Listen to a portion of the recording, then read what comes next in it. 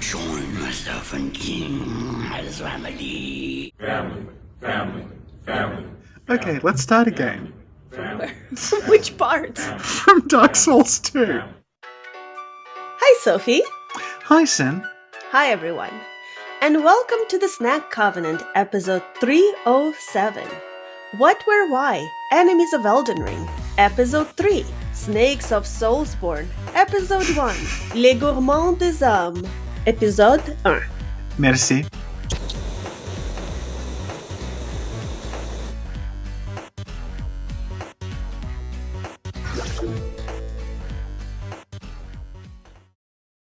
Today we're talking about Rykard.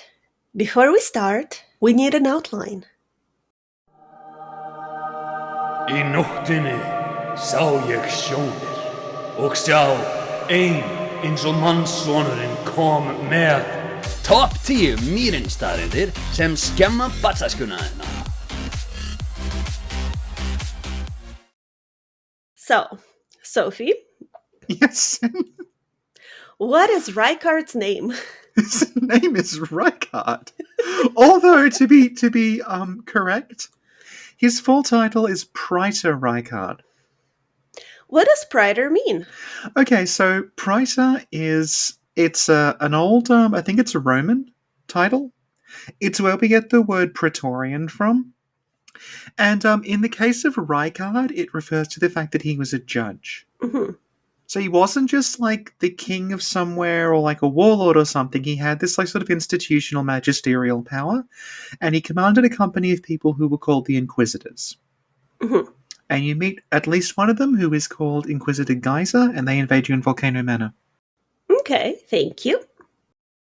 Now, Sophie, Yes. could you please describe his appearance? Well, okay, so you've opened a can of worms. Or a can of Rykards? Rykard is the can. It's like, okay, you know how you have those party cans when you open one up, snakes come out? Snake comes out, yeah. Do you think that was the inspiration? George R.R. Martin's desperate for a villain, and then he opens it. He's like, "It's brilliant." Okay. Back Yeah. on track. Right. Okay. So Rykard is technically three things. So there's Rykard, Praetor Rykard, who was the dude, right? Was the guy. He is one of the three children of Rennala and Radagon. Mhm. So their three kids are Rykard, Ranni, and Radagon. He's one of the three children of Rennala and Radagon. So their three kids are Ranni, Radahn, and Rykard. Sophie, do you know what this is like?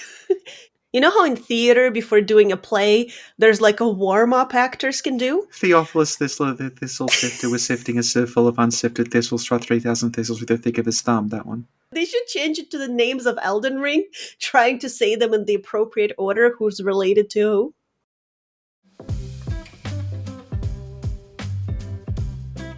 Hello, Lana, the Squalid Queen here. If you'd like to learn more about warm-up exercises, the best place to do so is glockenspyromancyacademy.com, the new online learning community that's helped millions discover their passions or take the next step in their creative journeys.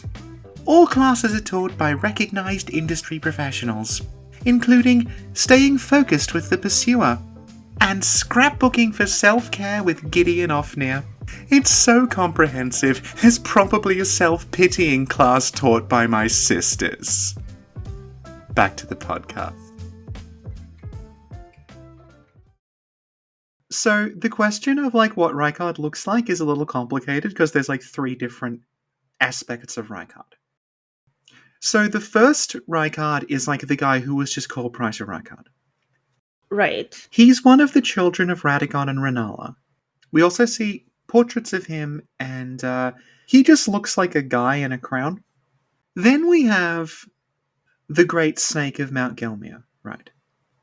So the Great Snake of Mount Gelmir, at that point in time, it's a separate being from Rykard. So there's references around Gelmir to there is this old forgotten religion that involved worshipping a giant snake god. So you find the ceremonial knives that we use to cut up people for that ceremony. Based on what the knife does, it gives you hit points back when you use it. I think the idea is people were fed to the snake. Okay. The blade that was using to hack them up, like it's sort of absorbing power as it hits things. That's kind of the whole deal with the snake. Like it's this mythical being that's all about like consuming and growing and becoming more and more powerful and more gluttonous the more that it eats. Right. There's also a club in the game that is it's like a depiction of a snake that's sort of coiled around the world and is in the middle of trying to eat it.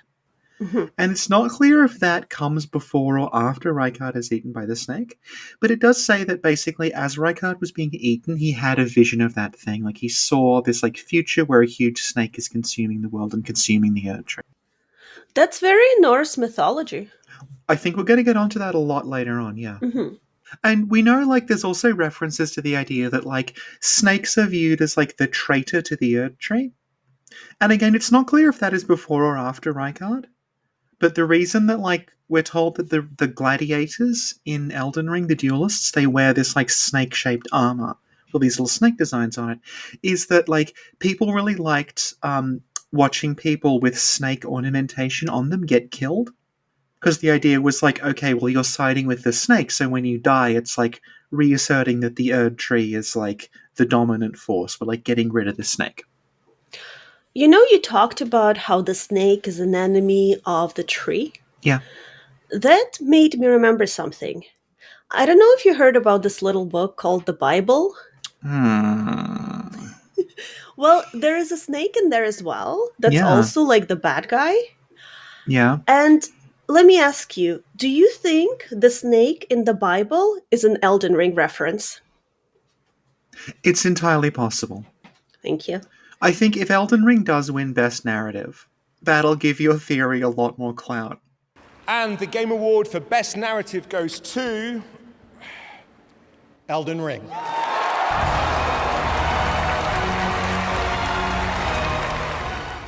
Before we proceed, I actually had a question about the three aspects of Rykard. Okay. So the first one is pretty self-explanatory. Yeah. He was born. We assume. Or Well, no, Oh. Renala's got like a magic egg. We don't know how they're having children. Don't snakes lay eggs? Yeah. Maybe she is just having another snake baby. Well, that's coming up in a bit. Okay, back to my original question. There is Rykard, Yeah. the child of Renala and Radagon. Yep. And then phase 3 is the snake, the It's- derpy-looking snake. It's Snake Rykard. Yeah, that's phase 3. So, in phase 2 of the MCU, something happened and Rykard became the snake. So, like, did the snake eat Rykard, or did Rykard eat a snake? Or did he just randomly transform into a snake? Like a Sailor Moon transformation gone wrong. Okay, so right, so Rykard chooses to be eaten by the snake. You see that in the intro. It's very, very weird though, because the snake that is eating Rykard's head in the intro is not very big. Uh-huh. So I'm not sure if it's like the same snake and it ate Rykard and it got massive, or it's an unrelated snake. It says that Rykard was he was known for having what they call a serpentine demeanor. So it's possible he was just really into snakes beforehand. You know who he reminds me of? Like a Marvel villain who's got like a really appropriate name. No, I was thinking me, because Rykard is very one note. He's like, I have a serpentine demeanor. I have 13 snakes. You know what? I'm actually going to be eaten by one of them. That's like me and Fallout. I thought you were going to say it's like me and snails. Oh my god, yeah. Yeah. Both work. But I feel like Fallout is more related than snails. Well, how is Fallout going to eat you? Um,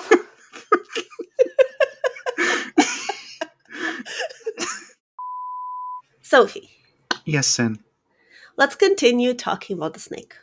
Alright, so Rykard chooses to be devoured by the snake. And this is a decision that he makes himself because he wants to become basically like one with the serpent. Because the serpent is something that's going to grow and grow and grow forever. It's going to, as far as he's concerned, it will devour the whole world. It will devour the Earth Tree. It will devour the gods.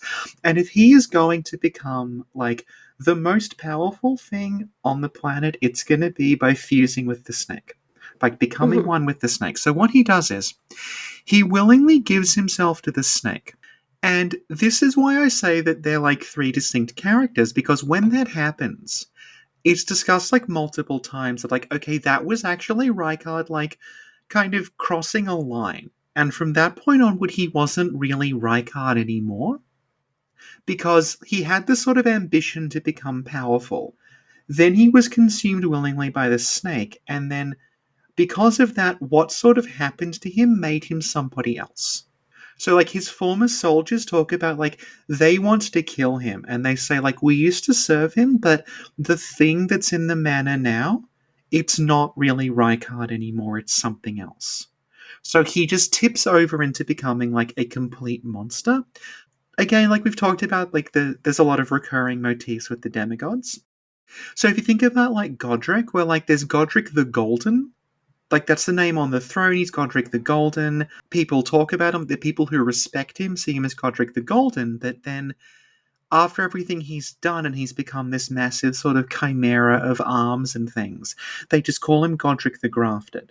So it's like, it's technically the same person, but Godric the Golden and Godric the Grafted are also kind of two different people. And like, you know, General Radahn, like when he's Radahn the Star Scourge, and he's like the guy who's stopping the stars, he's this like, you know, renowned general, he's the most powerful demigod of the Shattering, but then when you encounter him, he's like a broken person. He's like crawling around on the ground, he's lost his mind.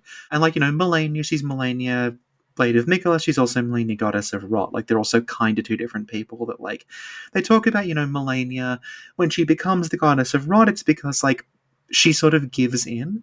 Like, she's sort of trying to repress the Goddess of Rot, but, like, when she's in a really sort of dire moment, like, she sort of gives up and the Goddess of Rot is allowed out. It's like her, yeah, so Rykard is kind of like, he's even more extreme version of that, where like the snake is considered to be something else. It's basically like the snake and Rykard fuse into one entity that is both of them, but also neither of them. Thank you, Sophie. Do you think... And this is where the eggs come in. This is where the eggs come in. This is where the eggs come in. This is when you look at the man-serpent ashes... Yeah. That it's said that the great serpent of Mount Gelmir devoured a demigod, and then the man-serpents were born. So all those man-serpents, they come from Rykard. Is this war? It's the most extreme act of war in a From Software game since the end of Demon's Souls. You know, the Snack Covenant used to be really obsessed with war, even though I still don't understand what it means. No, you were really obsessed with Vor because you learned about Vor 10 years after the rest of the internet from talking to Kyan too much. But Sophie. Yes? Do you think Rykard could be bringing forth the Snack Covenant war renaissance? I mean, he does eat a lot. Oh my god! He eats a lot? The Snack Covenant? I was holding off mentioning this. But it says, this is a direct quote, that what happened to Rykard is that he lost his dignity. Oh my god! Oh my god! Oh my god. If you understood this reference, please comment below. No one who didn't understand that reference is still listening.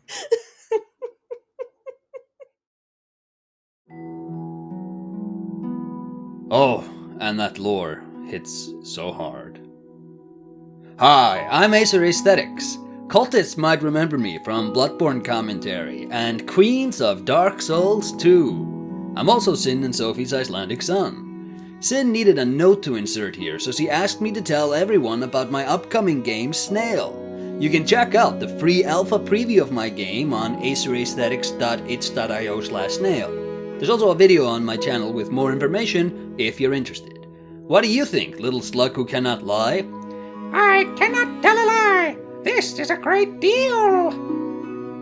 Back to the podcast. So, Sophie, Yes, Sin. Rykard, his general attire as a snake. He's just a snake. His attire is the snake. He looks like Heidi Klum's worm costume. You know what they say, the early bird catches the worm. Now, Sophie, Yes. the snake itself kinda has two forms, quote unquote. There's the snake. Yep. And then when Rykard turns around and he's like, oh, hello, there's a face. There's a face. Could you please contrast and compare those two entities? Well, Sin, the head of the snake is the head of a snake. And the face on the bottom of the snake is a human face sticking out of a snake. How? How did this happen? We just explained that he got eaten by the snake! Yeah, but if I get eaten by a snake, is my face gonna show up on the snake? Well, we've one way to find out, isn't there? So let me ask you more of a technical question. Jesus Christ! So, Sophie, Yes, Sin. let's move on to where. Certainly. Where is Rykard? Rykard is somewhere in Mount Gelmir. It's not, really clear exactly where in Mount Gelmir he is. It's just called, the audience chamber. Mm-hmm. He's not, inside of the Volcano Manor itself. He's in a room you can only get to by teleporting. And it's basically a massive cavern full of, the bodies of all the people that he's eaten.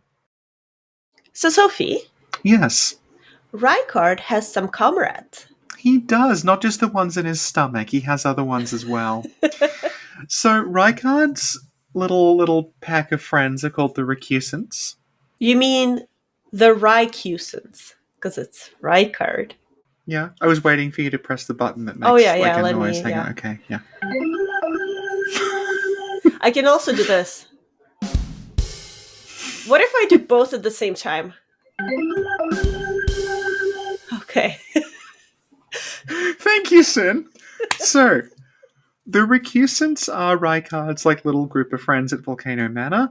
Recusant is just a word that means someone who disobeys the law, basically. Someone who breaks the rules.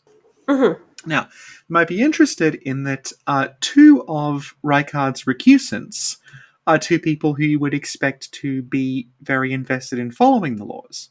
Because one of them's a Crucible Knight, and they're the servants of Godfrey, so you'd expect why is one of Godfrey's servants with the group of people that is called the Recusant? That doesn't sound right.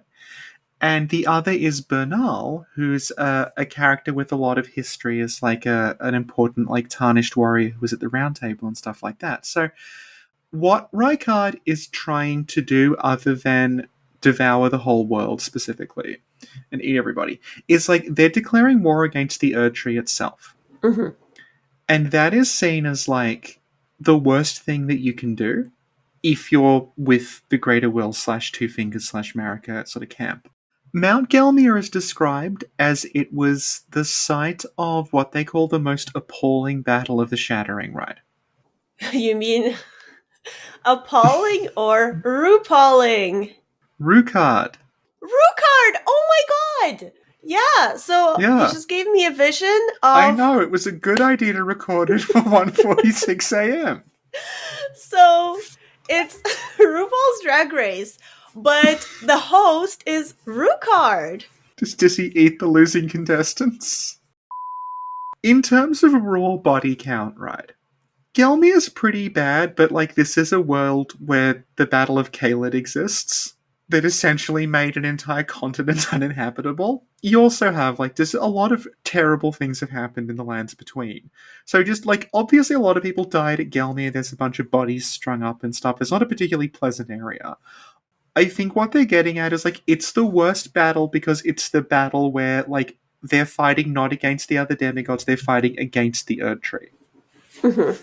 And it's, really interesting that in Mount Gelmir there is a burned Erd Tree. Mm-hmm. There was at some point a minor Erd Tree growing in Gelmir, and they set fire to it. And surrounded it with all these corpses, and now it's it's spawned this instead of it spawning like an Erdtree avatar like the other ones do, it spawns one of the ulcerated spirits, this sort of like distorted snake thing. This is like really interesting when you get into like the philosophy of why they're doing it, because it gets at like a core kind of like something Elden Ring is doing to sort of criticize what Marek is doing, basically. Like, it's interesting to look at like why Rykard in particular is like viewed as like a recusant and a blasphemer, when he's also like the one who worked closest with Marika. So there's something that's specifically like blasphemous about Rykard. Now, Rykard's connection to like Marika and the Erdtree and everything is very interesting, because if you look at like Rykard's siblings, there is like a mentor relationship going on with the three of them, right? So Rani goes and her mentor is Renna the Snow Witch. We assume Renna. Yeah. Sends her down the road of like, I must, call upon the age of the stars to happen. Radahn's mentor is one of the Onyx Lords, who teaches him all this gravity magic. And like, it's sort of implied, not explicitly said, but basically explicitly said that the Onyx Lords are like somewhere in the back of the Karian royal family's like bloodline. Like, there's an Onyx Lord buried in the royal grave behind the Karian manor, and there's an Onyx Lord like also at a grave in Raya Lucaria. So there's this sense of like they're connected. So Radahn's influence seems to be like one of these Onyx Lords. Like, he's trying to live up to that. He's also trying to live up to Godfrey, but like his whole Starbreaker, like stop the stars, learn gravity magic, that's coming from Onyx Lords. Okay. And then Rykard is the one whose main influence actually seems to be Marika. Okay. So even though he's one of the children of Radagon and Rennala, like he sets up his base on Mount Gelmir, which is near like Lanedale. It's on the Altus Plateau. He works as a judge, like a praetor. Mm-hmm. He commands these sort of holy inquisitors that seem to hunt people on behalf of the Two Fingers. So his influence is like far closer to, the golden sort of like lineage. It's closer to Marika, it's closer to the Erdtree. He's also the one that seems to go the furthest from it. Because obviously like a lot of concern about what Rani's doing. There's also like Radahn has lost his mind. He needs to be put down for his own good, basically. But Rykard is like uniquely sort of described as being completely irredeemably blasphemous and awful. And yet he's the one whose influence was like the goddess of the world. So that's a little, okay, how's that happen? So what is interesting specifically about Rykard is that Rykard is actually doing exactly what Marika told all the demigods to do. Let's look at what Marika told the demigods to do. She said, "Hear me, demigods, my children beloved. Make of thyselves which ye desire, be it a lord, be it a god, but should ye fail to become aught at all, ye will be forsaken, amounting only to sacrifices." And what she says to the Tarnished is, "Return to the lands between, wage war, and brandish the Elden Ring." There's a big connection between the Tarnished and the demigods are all driven by this ambition to become more and more powerful. And that's something that Marika basically set them out to do. Margit/Morgoth mentions it when you talk to him, like he says that line everyone remembers from the Morgoth fight. There's that line everyone remembers from the Margit fight, where he says, like, you're emboldened by the flame of ambition. When you meet him later on in Lanedale, he talks about, like, Godric, Mikola, Melania, Radahn, Rykard, and Rani. He says, like, they're all traitors. They're pillagers emboldened by the flame of ambition. And then he says, you're all of a piece. Like he says, the Tarnished, the demigods, you're all the same. You're all just squabbling for more and more power. Mm-hmm. Gideon is the same. He talks about like Marika wants there to be this ambition in the Tarnished to sort of struggle forever to become more and more powerful. Rykard and the Recusants are doing that, but they're doing it outside of Marika's jurisdiction. So they're actually just embodying exactly what Marika wants, but they're taking it to the point where they actually threaten her. So what the Recusants are doing, if you listen to them, Bernal straight up says, like, okay, the philosophy of the Recusants is you take power and you make it your own. Just like Tyra Banks. Yes. Take from the best And make it your own. In this case, golden runes, yeah. And And yeah, he's very specifically, interestingly, calls what Marika wants from the Tarnished, is he calls it sanctified pillaging. Mm-hmm. Bernal is with you and Patches and other people going out and murdering Tarnished, which is sort of presented as an awful thing to do, but at the same time, Marika wants the Tarnished killing each other as well. Rykard is literally consuming the gods to make himself more powerful, but that is what Marika wants the demigods to do. It's just that. So, the Recusants and Rykard, they're doing exactly what they have been told to do, but they're just saying, well, we're not actually like following this sanctified way of doing it. We're just going to do it. We're going to become so powerful that we threaten the Erd Tree. We're going to become so powerful that we threaten like the entire order of the world. Like we're not respecting the boundaries that you've laid down for us. And again, like when you kill Rykard, Bernal just says, oh well, I harbour you no ill will. He says, the strong take, such is our code. That is also what you're doing in every other boss fight. Like, every other demigod you kill, you're stronger than them and you're taking their great rune. What Bernal is doing is he is just removing all pretense from this. He's removing the veneer of, this is like the great quest to restore the ring, this is like, the destiny that is within you, we have to like, the greater will, blah, blah, blah. He is just straight up like, no, you're just killing people to get more powerful. And I'm doing that too, but I realize what I'm doing. Mm-hmm. And that moment for him specifically seems to have come when he was like us. It specifies like Bernal used to be a Tarnished of the Round Table Hold, and he was going to be a lord. Like he was him and Vike are the two sort of like Elden Lord washouts that we meet. Bernal was so close to becoming Elden Lord, and then his maiden burns herself up in the same way that Melina burns herself up. And that's when he realizes, like, why am I doing this? Mm-hmm. Yeah. So you talk about Bernal like he picked at the round table. I almost called him Joker-fied. Because he's like, I'm doing exactly what you expect of me, but in a way that, like, shows that what you expect of me is appalling, essentially. Like, that's what the Recusants are actually doing. So I find that very interesting. Like, it's the one child that, like, Marika seems to have the biggest influence on, the one who has, like, specifically got political and judicial power. The one who's in command of the Inquisition, who's, like, trying to keep, like, his stated purpose is to make sure that, like, the Golden Order runs in a certain way, is ultimately the one who ends up revealing that the whole thing is just sanctified pillaging. We live in a society. Now, the last part of the outline. Mm-hmm. Why? I can see you don't even have an outline, you're just gesturing with your hands. Like, sorry to break the magic to anyone listening, but Sid is literally just on her own in a dark room, wrapped in a blanket with Dead Space-themed fingernails, miming as though she's reading from a piece of paper that doesn't exist. So, Sophie. Yes, Sim. Which royal lineage does Rykard belong to? The Recusants. What's their connection to the Elden Ring? The idea of, like, there being the world serpent that is, like, the serpent that is consuming the tree.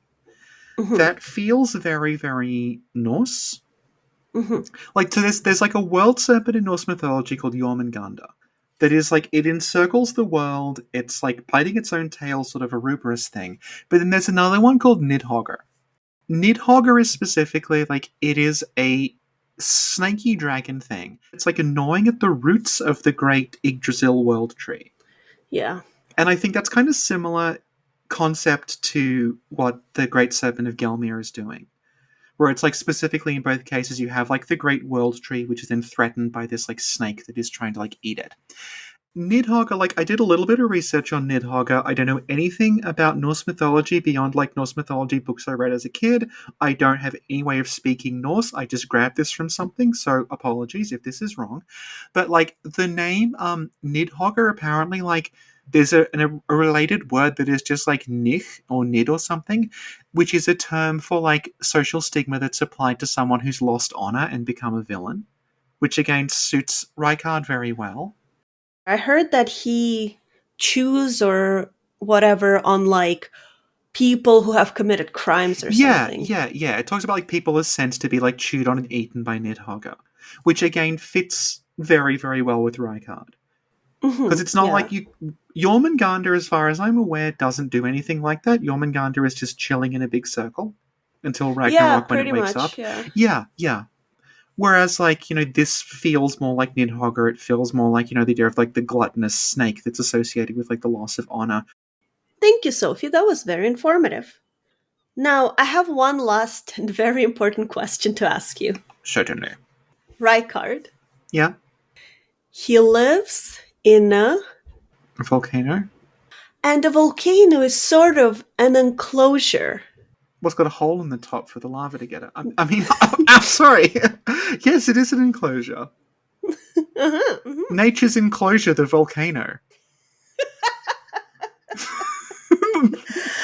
And another word for an enclosure is a... I have no idea where any of this is going. That's right. A tunnel. Oh, he's a tunnel snake. He's a tunnel snake.